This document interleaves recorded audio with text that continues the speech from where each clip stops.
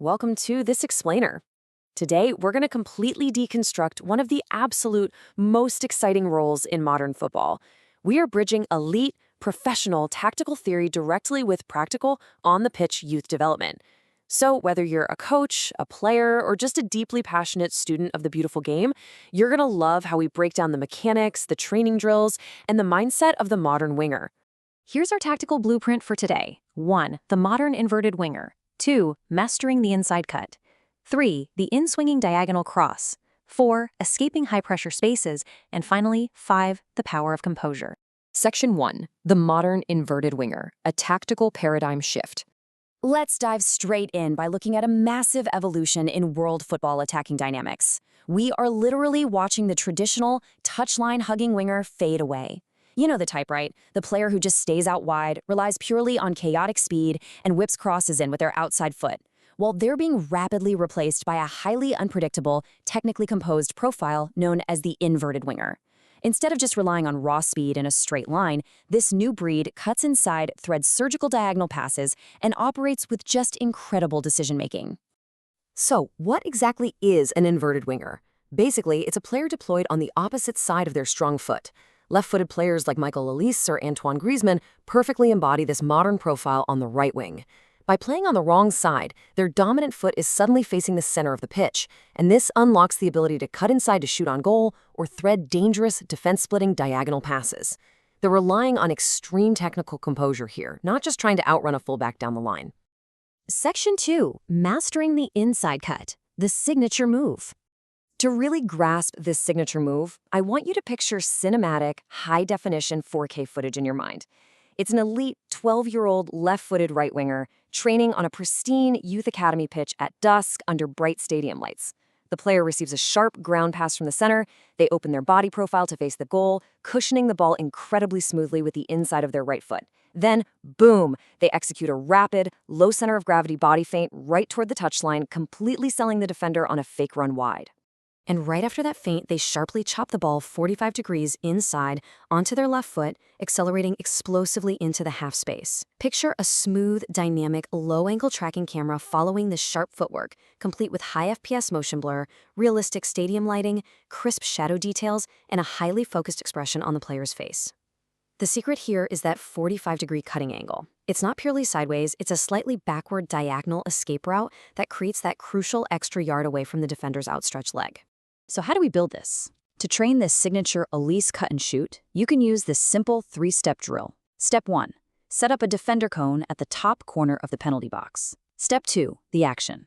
Have the player approach fast on the dribble, then execute that exact sharp diagonal cutback onto the left foot that we just visualized. Step 3. The encouragement. Remind them to keep their body completely relaxed right until the moment of the strike, and then curl that shot directly into the far corner. Explosive setup, relaxed execution. Section 3. The in-swinging diagonal cross, punishing the defense. But hey, what happens when the defender gets smart? What happens when they anticipate the cut and block that direct path inside? You don't panic. You punish them with vision, using the devastating in-swinging French connection cross. This delivery requires very minimal backlift. You don't need a massive wind-up for this. Instead, it relies entirely on the natural spin of the left foot to whip the ball into the box.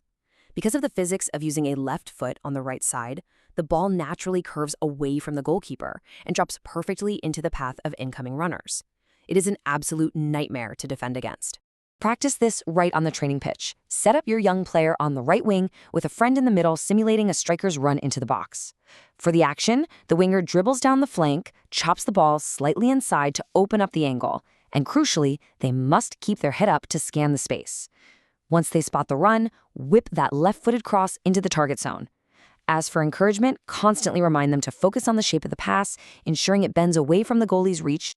Section 4. Escaping high-pressure spaces. Elite body shielding. Now, a great winger is constantly going to be targeted and pressed tightly against the touchline, right? To survive those high-pressure moments, brilliant body mechanics are required.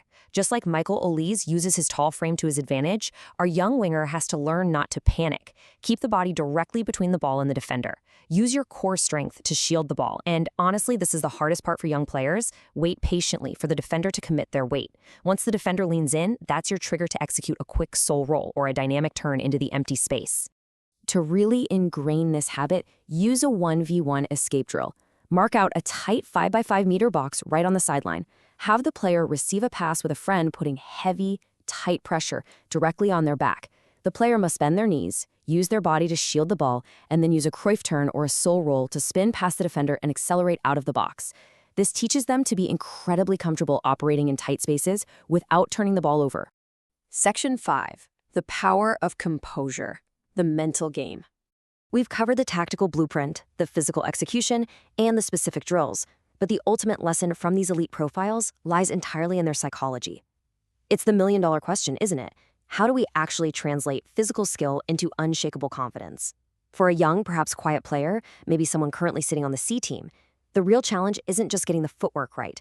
The challenge is taking all these highly technical repetitions and turning them into a calm, dominant mental state on match day when the pressure is truly on. I absolutely love this quote from our source material. Shyness is a superpower. You don't need to be louder or aggressive to dominate. Let your left foot do all the talking. If you have a player who is quiet, remind them they don't need to be loud or overly aggressive to command the pitch. Michael Olise is famous for his quiet, calm demeanor.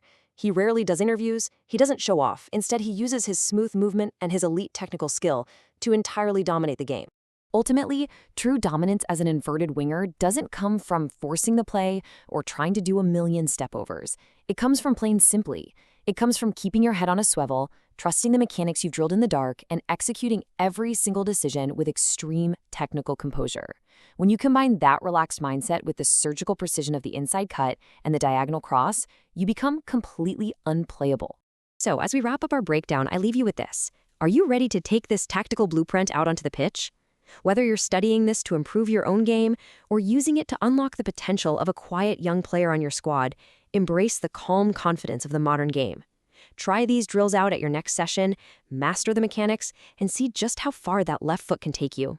Because the modern game isn't just about who runs the fastest anymore. It's about who thinks the fastest. What will your next move be? Thanks for joining me for this explainer, and I'll catch you next time.